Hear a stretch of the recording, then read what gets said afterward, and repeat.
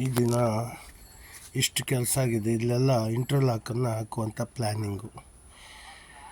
ದೇವಸ್ಥಾನಕ್ಕೆ ಬರುವವರಿಗೆ ಇಲ್ಲಿಂದ ದಾರಿ ಹೀಗೆ ಬಂದ್ಬಿಟ್ಟು ಇಲ್ಲಿ ಸಿಮೆಂಟ್ ಇದೆ, ತೊಂದರೆ ಇಲ್ಲ. ಹಾಗೆ ಇಲ್ಲೂ ಸಹ ಇಂಟರ್ಲಾಕ್ ಹಾಕ್ತಾರೆ. ಇಲ್ಲೆಲ್ಲ ಇಂಟರ್ಲಾಕ್ ಆಗುತ್ತೆ. ಹೀಗೆ ಬಂದ್ಬಿಟ್ಟು ಇಲ್ಲಿಂದ ಮತ್ತೆ ಇಂಟರ್ಲಾಕಿಂದ ರೋಡ್ ಆಗುತ್ತೆ. ಹೀಗೆ ಇಂಟರ್ಲಾಕನ್ನು ಫಿಕ್ಸ್ ಮಾಡ್ತಾರೆ. ಇಲ್ಲಿ ಹೀಗೆ ಬರುತ್ತೆ.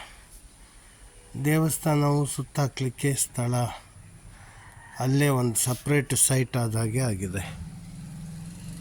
ಅದಷ್ಟಕ್ಕೆ ಒಂದು ವಾಸ್ತು ಆಯಿತು.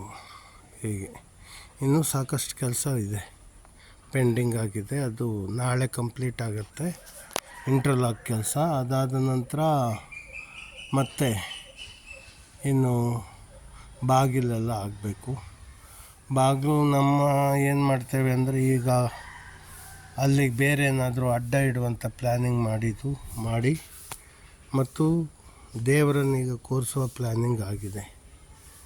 ನಿಧಾನವಾಗಿ ಬಾಗಿಲನ್ನು ಮಾಡ್ಕೊಳ್ಳೋದು. ಎಮರ್ಜೆನ್ಸಿಗೆ ನಮಗೀಗ ಪೂಜೆಗೆ ಇಲ್ಲಿ ಮನೆಯಲ್ಲಿ ಒಳಗಡೆ ಪೂಜೆ ಮಾಡಲಿಕ್ಕೆ ಆಗದ ಕಾರಣ ಈ ಗುಡಿಯಲ್ಲೇ ದೇವರನ್ನಿಟ್ಟು ಪೂಜೆ ಮಾಡುವಂಥದ್ದು. ಪೂಜೆ ಸ್ಟಾರ್ಟ್ ಮಾಡೋದೇ.